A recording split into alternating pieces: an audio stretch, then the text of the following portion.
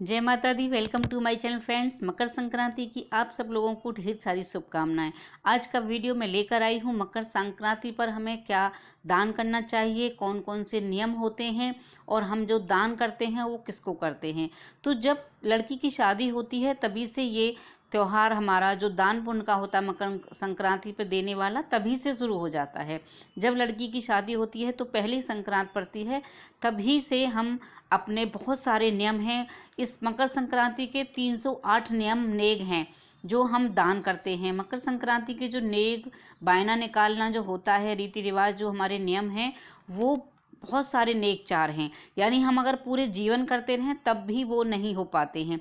तो कुछ नियम नेक चार मैं आपको बता रही हूँ जो हमारे क्षेत्र में किया जाता है। वैसे ये त्यौहार हर अलग अलग राज्यों, शहरों में, क्षेत्रों में, गाँव में ये अलग अलग रीति रिवाज से मनाया जाता है, अलग अलग परंपरा होती हैं। लेकिन दान पुण्य करना जरूर होता है, चाहे वो कैसी भी रीति रिवाज हों। जैसे खिचड़ी का दान करते हैं, कपड़ों का दान करते हैं, श्रृंगार का दान करते हैं।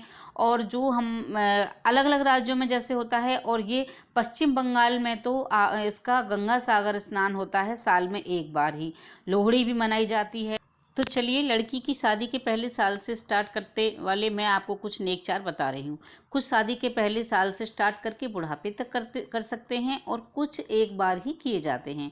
कुछ आप हर वर्ष कर सकते हैं। कुछ दान नियम नेक ऐसे होते हैं कि एक साल में शुरू करके अगले साल तक पूरा करते हैं, फिर उद्यापन करते हैं। कुछ दान नियम कई वर्षों में पूरे होते हैं, कुछ आजीवन होते हैं, और कुछ अपने सामर्थ्य पर डिपेंड करते हैं कि आप जितने समय में पूरा करना चाहें कर सकते हैं। यह ब्राह्मण, पंडित, पंडितानी, गरीब, जरूरतमंद, गाय, पक्षी से लेकर परिवार के बुजुर्ग बच्चों तक दिए जाते हैं। भिखारियों को, जो कोढ़ी होते हैं, जो गरीब होते हैं, जो बस स्टैंड, रेलवे स्टेशन सबके बाहर बैठे रहते हैं, जो हमारे जमादार होते हैं, उन तक को संक्रांत पर दान देने के नियम हैं। लड़की की जब शादी होती है तब पहले साल पीहर से सामान आता है, और जो पीहर से सामान आता है इसमें सास ससुर परिवार वालों के लिए, घर में जितने भी बुजुर्ग होते हैं, जैसे मामा, चाचा, ताऊ, जितने भी मतलब बुजुर्ग होते हैं, मामा ससुर, बुआ ससुर, फूफा ससुर, जितने भी होते हैं, नाना ससुर, सबके लिए कंबल, बिस्तर, साड़ियाँ, कपड़े, गर्म कपड़े ऐसे आते हैं। और घर के सभी बुजुर्गों के लिए ब्लैंकेट दे सकते हैं, अगर जैसे अपनी डिपेंड होती है। बहू वो सबको अपने हाथ से देती है, उनके बेड पर रख देती है। वह बहू को आशीर्वाद स्वरूप कुछ पैसे देते हैं, गहने, वस्त्र, कुछ भी दे सकते हैं अपनी सामर्थ्य के अनुसार। तो ये हर साल पहली संक्रांत पर तो बुजुर्गों के लिए जरूर आते हैं। और कुछ खाने की चीज़ें, यही गज्जक वगैरह सब आते हैं, दाल चावल आते हैं, घी, देसी घी देते हैं, अपनी सामर्थ्य के अनुसार ये दिया जाता है। बहू हर साल घर के बुजुर्गों को गर्म कपड़े, गज्जक, मिठाई दे सकती है। जीवन भर भी कर सकते हैं आप ये। और ये जो वह सास को भी मनाती हैं, कुछ मतलब हर साल भी मनाते हैं, और नहीं तो एक बार जरूर मनाना होता है। सास घर में बाहर कहीं भी बैठ जाती हैं, दूसरे कमरे में जाकर बैठ जाती हैं, और बहू सास के लिए साड़ी और जो भी मतलब सास पहनती हैं, जैसे आजकल तो वेस्टर्न पहनती हैं, सूट पहनती हैं, तो वो ला सकती हैं, वूलन ला सकती हैं। श्रृंगार का सामान, पूरा श्रृंगार का सामान देना चाहिए। उसमें बिछुए भी होने चाहिए, और बिंदी, जो भी सामान होता है, मेहंदी, चूड़ी, साड़ी, खाने पीने की वस्तुएं, और शूज़ दे सकते हैं, जो वूलन दे सकते हैं, वूलन कपड़े होते हैं, फुटवियर, जो भी जूते चप्पल पहनती हैं, वो सब इसमें दिए जाते हैं। और इस प्रोग्राम में आसपास की महिलाओं को भी एकत्र करके गाना बजाना, हंसी मजाक के साथ ये मनाया जाता है। पैर छूकर कुछ पैसे देती हैं, और इस तरह से जो लेडीज आती हैं उनको भी खाने पीने की चीज़ें दी जाती हैं, गाना बजाना होता है। उसके बाद दूसरा नियम आता है, सास को सीढ़ी चढ़ाते उतारते हैं। तो उसमें संक्रांत वाले दिन सुबह को ही अपनी सीढ़ियों को साफ कर देना चाहिए, और फिर सास को हर सीढ़ी पर पैसे रखते हुए सीढ़ी चढ़ाना चाहिए, उतारना चाहिए। पहली सीढ़ी पर आप सही पैसे रख सकते हैं, जैसे आपकी जो भी आपकी सामर्थ्य है। उसके बाद में फिर हर सीढ़ी पर घटाते जाते हैं। आप चाहें तो गहना भी रख सकते हैं, बिछुए, पायल, कुछ भी रख सकते हैं, अंगूठी सोने की, जो भी आपकी सामर्थ्य है। तो इस तरह से सीढ़ी चढ़ाई उतारी जाती है। और आप इस पर नोट भी रख सकते हैं, सिक्के भी रख सकते हैं, जो भी आपकी सामर्थ्य होती है। आप मेवा रख सकते हैं, खाने पीने की चीज़ें भी हर सीढ़ी पर देते जाते हैं, पैर छूकर। फिर सास को हाथ पकड़कर दूसरी सीढ़ी पर चढ़ाते जाते हैं, और फिर ऐसे ही उतारा जाता है। तो इसे कहते हैं सीढ़ी चढ़ना उतारना। अगर सीढ़ी ज़्यादा पैसे रखते हैं और फिर अपने सामर्थ्य के अनुसार रख सकते हैं, सीढ़ी ज़्यादा है तो आप अपने सामर्थ्य के अनुसार रख सकते हैं ये सब।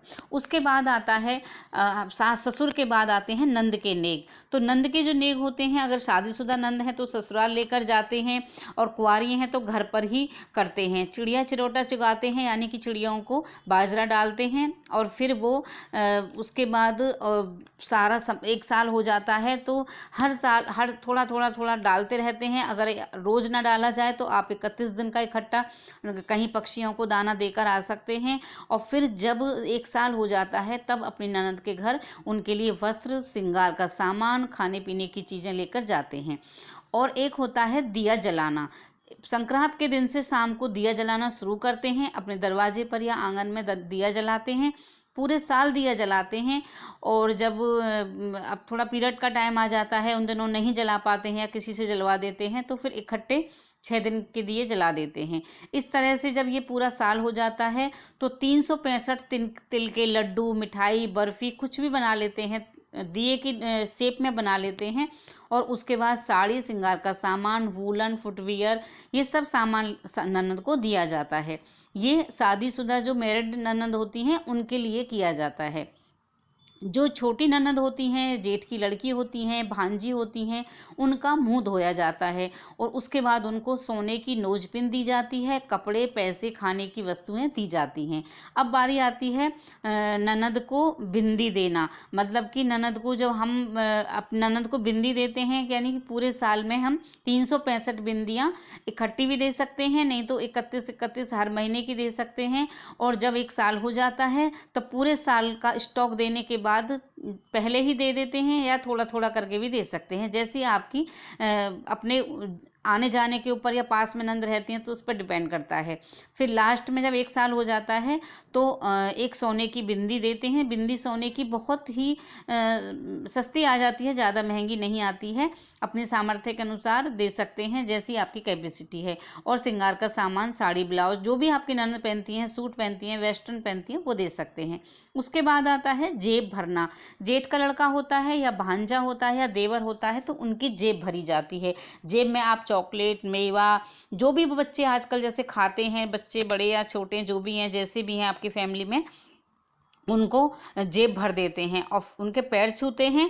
अगर देवर हैं तो देवर भाभी के पैर छूते हैं और अगर भांजे और जेठ के लड़के हैं तो उनके खुद को पैर छूने चाहिए। और उसके बाद उनको फिर कपड़े दे देते हैं। आप पैसे भी दे सकते हैं कि वो अपनी पसंद से कपड़े ले लें और आप मार्केट से कपड़े लाकर भी दे सकते हैं, रेडीमेड दे दें जैसे वो पहनते हैं। उसके बाद आता है जेठ के लड़के को या भांजे को, जो ननद का बेटा होता है उसे भांजा कहते हैं, उनको जलेबी खिलाई जाती है। तो उसमें दही के साथ उनको जलेबी देते हैं और कुछ नगद पैसे देते हैं। जलेबी आप कितनी भी दे सकते हैं, 1 किलो दे सकते हैं, 250 ग्राम दे सकते हैं, 4 जलेबी दे सकते हैं दही के साथ, और उसके बाद उनको कुछ नगद दे देते हैं।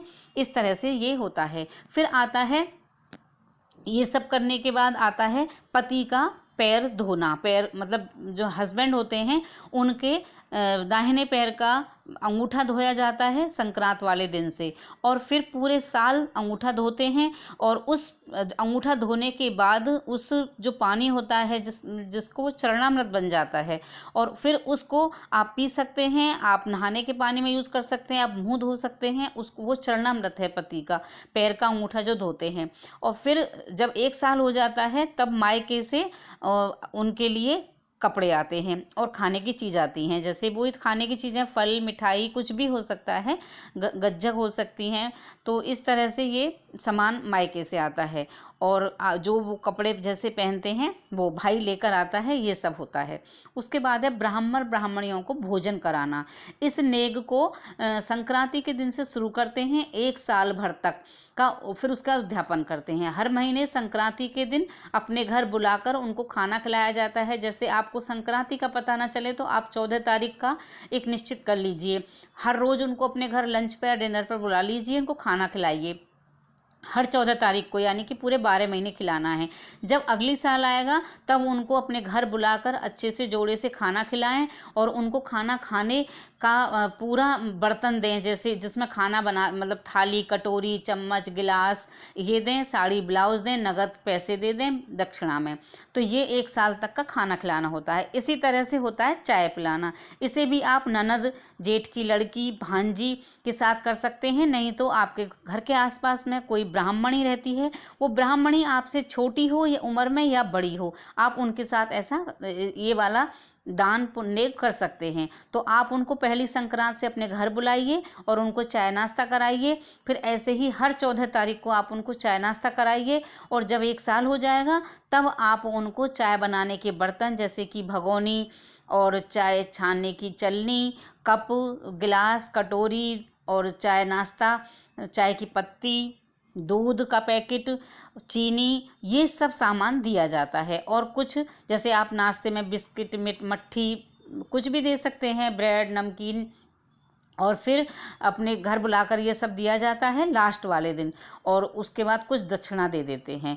तो आप ऐसा चाहें तो हर 14 तारीख को ना आ सकें तो आप उनके घर भी भिजवा सकते हैं, हर महीने 14 तारीख को भिजवाते रहें और फिर लास्ट वाले दिन अपने घर, पहले और लास्ट में अपने घर बुला लें, तो ऐसे भी हो जाता है।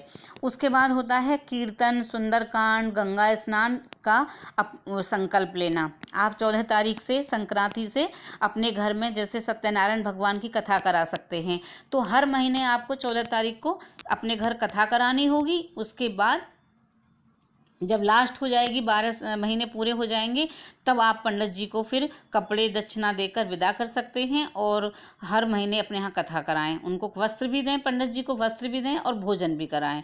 तो इस तरह से आप अपने घर में कीर्तन का संकल्प भी ले सकते हैं। और इसी तरह से आप गंगा स्नान का ले सकते हैं कि हर 14 तारीख को गंगा स्नान करने जाएं। जब आप गंगा स्नान करने जाएंगे लास्ट वाले दिन, यानी कि 1 साल बाद जब संक्रांति पर गंगा स्नान करने जाएंगे, तब आप साड़ी, कपड़े, खाने की चीज़, ये सब सामान वहाँ लेकर जाएंगे और जो केवट होता है, जो नाव चलाने वाले होते हैं, उनको देकर आएंगे। खाने की चीज़ में आप गज्जक, मूंगफली, रेवड़ी, दाल, चावल, आटा कुछ भी ले जा सकते हैं, सब्जियां ले जा सकते हैं, फल ले जा सकते हैं, जो भी आपकी कैपेसिटी है। इसमें कोई मात्रा का, क्वांटिटी का कोई वो नहीं होता, सब अपने अपने सामर्थ्य पर ये डिपेंड करता है। तो इस तरह से आप ये भी करा सकते हैं। गंगा स्नान, जब हम गंगा नहाने जाते हैं तो हमें वहीं पर देना होता है, उसे सीधा कहते हैं। जो आप आटा ले जाएंगे, यहाँ से दाल चावल ले जाएंगे, नाव चलाने वाले को दे के आएंगे, उसे सीधा निकालना भी कहते हैं। तो आप 1 साल तक ये भी कर सकते हैं। अब बारी आती है 100 सेरा। तो हमारी बहुत सारी बहनें पूछती हैं, कन्फ्यूज़ रहती हैं कि 100 सेरा कैसे दिया जाता है और कैसे शुरू किया जाता है। तो मैं आपको बताऊँगी, 100 सेरा जो होता है वो संक्रांत वाले दिन से संकल्प लेके शुरू किया जाता है कि मैं 100 वस्तुएं, 100 किलो दान करूंगी। और हे विष्णु भगवान, हे संक्रांति, हे सूर्य नारायण भगवान, शनिदेव महाराज, आप मेरा साथ दें। हे गणेश महाराज, मेरी कोई विघ्न बाधा ना आए और मेरा ये 100 सेरा पूरा हो जाए। तो इसमें जनवरी से, संक्रांति से शुरू किया जाता है और इसमें हर वस्तु 1 सेर मतलब 1 किलो दी जाती है। 100 वस्तुएं 1-1 किलो, 1-1 किलो दी जाती हैं। अपने पास लिख कर रखना चाहिए, जिससे कि एक सामान 2 बार ना दे दें। 100 चीज़ें जैसे कि दाल, फल, मिठाई, मेवा, मसाले, खाने की जितनी भर भी वस्तुएं होती हैं वो दे दी जाती हैं। इसे आप 1 साल में, 2 साल में, 3 साल में, 5 साल में, जितना भी चाहें आप इसे पूरा कर सकते हैं। सबसे पहले इसमें कोई मीठी वस्तु देना चाहिए, जैसे गाजर का हलवा हो गया, मिठाई हो गई, लड्डू हो गई, कोई भी बर्फ़ी हो गई, रबड़ी हो गई, कोई भी 1 किलो चीज़ आप दे सकती हैं। या फिर आप 1 किलो सूखे नारियल दे सकती हैं, हरे नारियल दे सकती हैं तुलवा करके।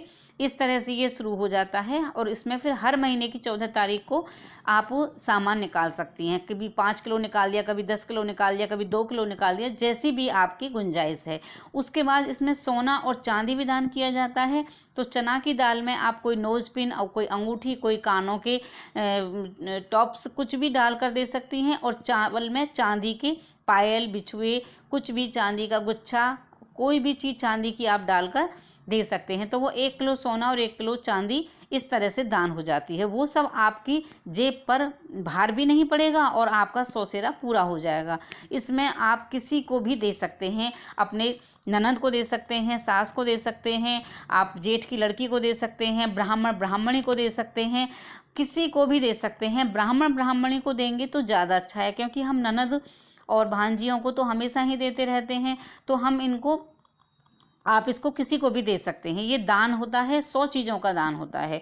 ऐसे ही होता है हजारा देना, यानी इसमें 1000 वस्तुएं दी जाती हैं, तो वो 1000 वस्तुएं जोड़े से जाती हैं, यानी कि इसमें 500 वस्तुएं दी जाती हैं। और ये तोल से नहीं दी जाती हैं, ये सिर्फ जोड़े से दी जाती हैं, क्योंकि 1000 देनी होती हैं। तो जैसे आप 2 शॉल, 2 साड़ी, 2 कंबल, 2 थाली, 2 सेब, 2 कटोरी, 2 चप्पल, 2 झाड़ू, 2, आप कोई भी, मतलब टोटल 500 वस्तुएं देनी है जो। तो आप कुछ भी दे सकते हैं, 2 रुमाल दे सकते हैं, 2 तौलिया, 2 चद्दर, कुछ भी दें आप, 2 बिंदी के पत्ते दे दें। जो सामान आपको देना है आप वो 2-2 देते जाएंगे, अपने पास लिखते जाएं। इस तरह से आप 500 सामान देंगे और आपका 1000 पूरा हो जाता है। यानी जीवन में कोई वस्तु ऐसी नहीं बचती है, जैसे आपने 2 झाड़ू दे दी, 2 छतरी दे दी, तो 2 टब दे दिए, 2 बाल्टी दे दी, कोई सामान ऐसा बचता नहीं है कि आपने दान ना किया हो। आप ठाकुर जी के वस्त्र दें, ठाकुर जी को लगाने के लिए चंदन दें, इत्र दें 2। आप इस तरह से जो लड्डू गोपाल का सामान भी इसमें दान करेंगे तो कोई वस्तु ऐसी नहीं बचेगी जो आपने दान ना। कील धागे दें, जो थ्रेड होता है सिलाई करने वाला, तो आपका इतना दान हो जाएगा कि जब धर्मराज के यहाँ जाते हैं तो कोई वस्तु ऐसी नहीं होगी कि जो हमने दान नहीं की हो। तो इस तरह से जो हम होते हैं, ये जो सब दान करते जाते हैं। और इसमें फिर एक नेक होता है मंदिर के पट खुलवाना। जब हम मंदिर में एक दिन पहले पर्दा देकर आते हैं, घर से पर्दा मंदिर में दान कर सकते हैं, खुद घर में सिल सकते हैं। अगर आपके घर का छोटा सा मंदिर है तो आप उसमें भी पर्दा लगा सकते हैं। एक दिन पहले सुबह को उस पर्दे को खोलेंगे और लड्डू गोपाल के वस्त्र, मिठाई, जो भी लड्डू गोपाल को आप भोग लगाना चाहें वो सब देंगे। और उसके बाद फिर वो सब सामान आप मंदिर में देकर आ सकते हैं। आप मंदिर के पट खुलवा सकते हैं और वहाँ भी भगवान जी के लिए फल मिठाई ले जाएं। इस तरह से मंदिर के पट खुलवाना होता है। ये एक बार ही करना होता है, ये पूरे साल नहीं करना होता है, बस एक बार ही पट खुलवाए जाते हैं। दूसरा आता है इसमें गाय को सहेली बनाना।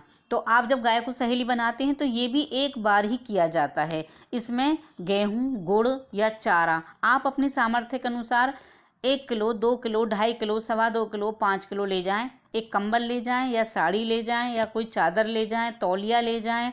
आप गले की घंटी ले जा सकती हैं या आप एक कोई लोटा ले जा सकती हैं।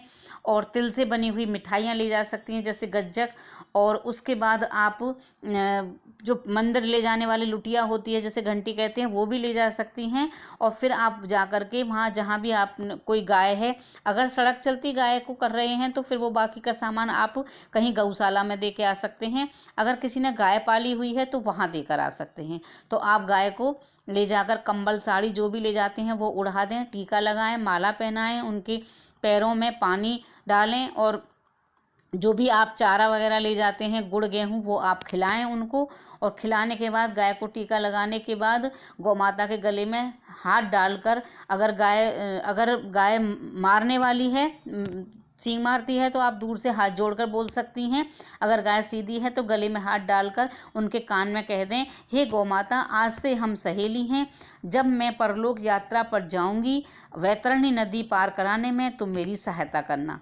तो इस तरह से हम गाय को सहेली बनाते हैं। ये भी एक बार ही किया जाता है। इस तरह से 7 सहेली बनाई जाती हैं, जिसमें गौरा जी को हम सहेली बनाते हैं, तुलसा जी को, यमुना जी को, गाय माता को, ब्राह्मणी को, और जो केवट होते हैं, नाव चलाने वाले जो होते हैं, उनकी पत्नी को सामान दे सकते हैं। और फिर जो कुत्ता होता है वो भैरव बाबा का होता है, माता काली के भैरव भक्त होते हैं, तो आप उनको भी, जो कोई कुत्ता पालते हैं तो आप उनको भी कुछ दे सकते हैं खिलाने के लिए, गाय के उसके लिए दूध दे सकते हैं। तो ये इस तरह से 7 सहेली बनाई जाती हैं। ये भी एक बार ही किया जाता है, बार बार नहीं किया जाता है ये भी। और उसके बाद होता है ननिहाल में, ससुराल में और पीहर में जो जमादानी होती है उससे झाड़ू लगवाते हैं। ऐसा करने से तीनों कुलों में सुख संपत्ति बढ़ती है हमारे परिवारों में, और हमेशा बनी रहती है। हमारे ससुराल ससुराल में, हमारी ननिहाल में और हमारे पीहर में, तीनों जगह सुख और संपत्ति के भंडार बने रहते हैं।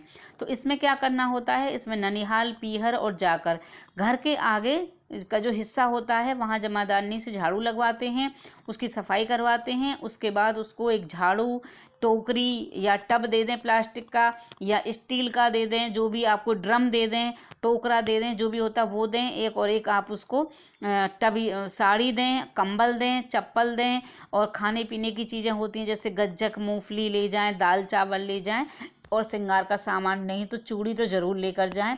इस तरह से आप जमादानी को दे के आ सकते हैं। तो ये जमादानी से ज़रूर करवाना चाहिए, और ये भी एक बार ही किया जाता है, बार बार नहीं किया जाता है। आप किसी भी संक्रांति पे, जैसे एक संक्रांति पे ननिहाल चले गए, एक पे ससुराल चले गए और उसके बाद मायके चले गए, तो इस तरह से होता है ये कि इसमें एक बार ही किया जाता है, बार बार नहीं किया जाता है। उसके बाद होता है भगवान से प्रार्थना करना। तो जो भगवान से हमें प्रार्थना करते हैं कि हे भगवान, हे दीनदाता, हम कभी भी नाली का कीड़ा ना बने। 84 लाख योनियों से गुजरना पड़ता है मनुष्य को, और नाली के कीड़े को भी सबसे निकृष्ट माना जाता है। तो इस योनि से बचने के लिए एक दोने में 4 जलेबी और एक मीठा पान का बिंगड़ा नाली के पास रख दिया जाता है, और भगवान से प्रार्थना की जाती है कि इस योनि में जन्म ना मिले। बाद में जमादार को दे देते हैं। और भी बहुत सारे नियम होते हैं, ये मैंने आपको बताए हैं कुछ नियम, दूसरी वीडियो में भी मैं आपको बताऊंगी। ये सब आप अपनी सामर्थ्य के अनुसार कर सकते हैं। तो इसमें कुछ नियम ऐसे होते हैं, जैसे छोटे छोटे नियम हैं, जैसे ब्राह्मणी के बालों में तेल लगाना। तो उनको फिर जब एक तेल लगाते हैं और फिर 1 साल बाद हर महीने उनको का हिसाब से, जैसे तेल कंघा, एक कंघा दे दिया, और माथे की बिंदी दे दिया, टीका दे दिया, और इस तरह से अगले साल दे देते हैं। ऐसे ही होता है हाथ पैरों में मेहंदी लगाना, तो उसमें भी फिर चूड़ी कंगन दे देते हैं। आप चाहें सोने की अंगूठी दे सकते हैं, पैरों की पायल दे सकते हैं, बिछुए दे सकते हैं, और ये आप अगले साल दे सकते हैं एक बार करके। हर महीने आपको मेहंदी की कीप दे सकते हैं उनको, और उसके बाद फिर अगले साल में दे देते हैं। और उसके बाद आता है 14 वस्तुएं देना। हर संक्रांति पर आप 14 वस्तुएं दे सकते हैं, जैसे 14 कटोरी, बिंदी, कंघा, ब्लाउज पीस, साड़ी, कंबल, चद्दर, कोई भी सामान आप 14 निकाल लीजिए और उनको दान कर दीजिए। उसके बाद होता है 365 बिंदी देना। तो 365 बिंदी जो होती हैं उनमें क्या होता है, 365 बिंदी लेनी होती है। हाथ में बांधने के धागे आजकल रेडीमेड सुंदर सुंदर आते हैं, वो लेने होते हैं, और आपको 365 सिक्के लेने हों एक एक के। आप चाहें 10-10 के रुपये ले सकते हैं, नहीं तो एक सिक्का लेना बहुत ज़रूरी होता है।